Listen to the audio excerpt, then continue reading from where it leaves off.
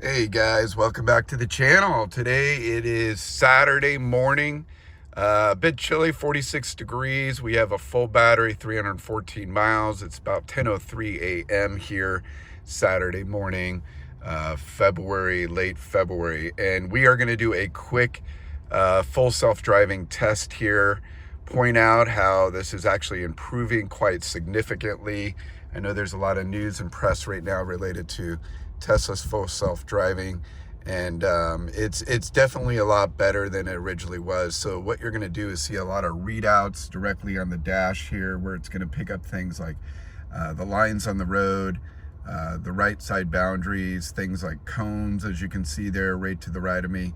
But we're going to try to make it all the way home. It's a short little trip. It's only 5.6 miles, about 13-minute drive. So we're going to video shoot this entire drive. There's a couple tricky turns here and there, so we're hoping the car can do it all on its own entirely. For those of you new to the channel, this is my 2021 Model S long range version, and this is our third or fourth test related to full self-driving. So let's go ahead and get this started. I'm just going to go ahead and pull away from here, and then I'm going to engage with the full self-driving right away by just double clicking this button here, and you can see right away onto First Street. So right away it engaged with the turn signal. There's a car in front of me. You can see cars going back and forth there.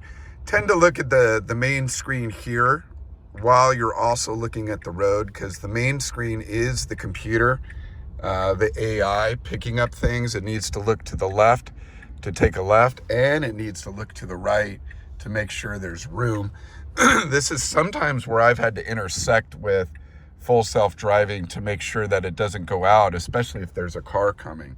So it does appear that we have an entry here, so the car is going to creep out and go ahead and make that turn happen, which it did a really good job there of waiting for the right time to pull out of that intersection. Now that was not a bad intersection. I know we've all encountered really crazy left turn intersections where there's a lot of cars on the road and it's very difficult to get out. I have not tested a situation like that with full self-driving yet, so that could be a more of a challenging thing to deal with.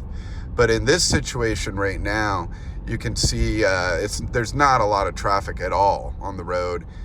This is a 35-mile-an-hour road, so pretty easy. Now you can see the light there just turned yellow. It is showing up on the screen, and it is red. Turn right onto Vineyard Avenue. So you can see it stops, not abruptly, nice and smoothly, which is really nice. It's going to wait for this light to turn green. There it goes. Now it will wait for the car. There it goes. And so it's going to go ahead and creep forward. I have to make sure I touch the steering wheel now and then just to make sure that it's active. One of the other things I've been wondering about lately, well, hold on, it's going to take a right turn here. So you can see it turned on the right turn signal. It's being cautious of that pedestrian standing by the pole there. You can see it showing up in the computer and that individual standing there, but it's going to be careful there. It's going to creep forward now. And yep, I'm just covering my foot over the brake, but I haven't touched it yet. So it did a good job of waiting for that pedestrian. It's looking to the left and looking forward. It's deciding if it wants to make the right turn on red, and it's going to go ahead and creep forward and do that. And here it goes. So it made the right turn on red, which is legal on that particular signal. So it did a great job. It did a great job of paying close attention to that pedestrian. That was really nice setup.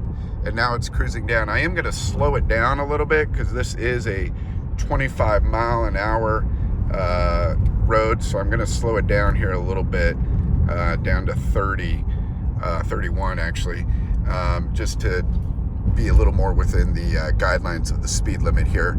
So we're cruising along this road. Again, not much traffic here, but we're looking for certain situations like with the pedestrian or pulling out into congested roads. We're probably not going to get a lot of congested roads here on a Saturday morning, but you guys can kind of see how the computer interprets things on the main screen, and then it will make decisions. The AI in the car will make decisions based on that. But so far, it's been doing an excellent In job. 500 feet, turn left onto Bernal Avenue. Okay, we'll see what it does here. Now, both of these signals, or both of these lanes up here, will actually legally allow you to Now turn turn left. onto Bernal Avenue. So it looks like the car wants to go into the left lane here to make the left turn, and now it's going to turn left. See if it handles this in the lanes. Yep, it did that well. Now we have a right turn coming up here. So it's going to go ahead and creep over. Turn signal is Now on. turn right onto Vineyard Avenue. And we have a green light turning to yellow. Let's see how it handles this. And you can turn red on this light after a complete stop. So let's see how it handles this. There is a car turning there, so we have to be close attention. There it goes. So it is taking a right on red. Did an excellent job. Went in the right lane right after it turned, which was perfect. Now this is a straight shot directly to my neighborhood. So let's see how it does here. It is set to go as fast as 50 miles an hour on this road, which is slightly above the speed limit.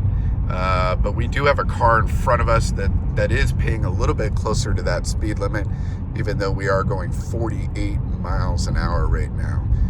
But keeping a good distance from the car in front of us.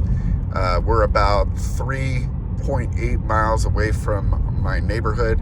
So it is just going to cruise along here. There are one or two kind of tricky pieces coming up here, but not too difficult for the full self-driving to be able to handle that. So it is actually pretty darn good, but I will tell you that full self-driving, you still need to be fully awake and paying full attention to things. It does get confused. It does have problems in some tricky turns and making the right decision.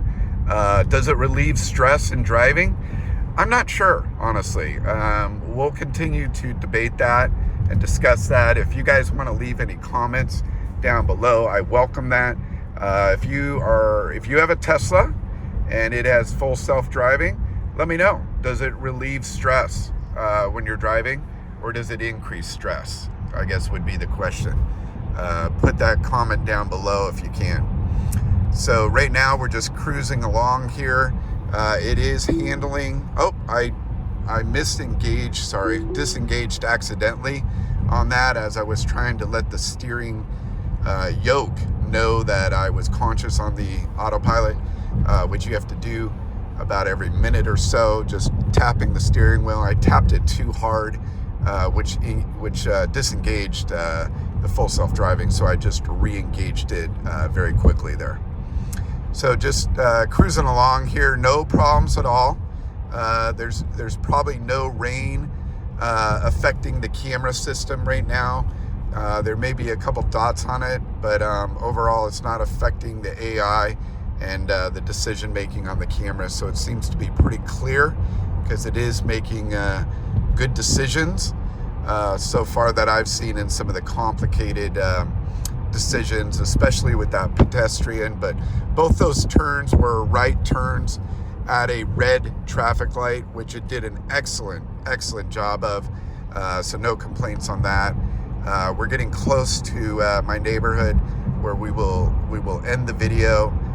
There's one more right turn here, and we'll see how it handles that from a decision. 1,000 feet, turn right onto Ruby Hill Drive. And then also when you enter my neighborhood, also you will see that there's a gate area to enter the neighborhood, and the autopilot usually does not know how to handle the gate. But let's see how it handles this right turn here. So it does turn on the blinker, and yes, handling this right turn, no problem. And we get closer to the gate. To stay on West Ruby Hill Drive. And let's see how it handles this. Going a little fast. Okay. Stay on West Ruby Hill So Drive. I did have to engage. It didn't appear that the autopilot recognized the gate. So we went ahead and engaged with it because it did not recognize the neighborhood gate. So that's just something to note.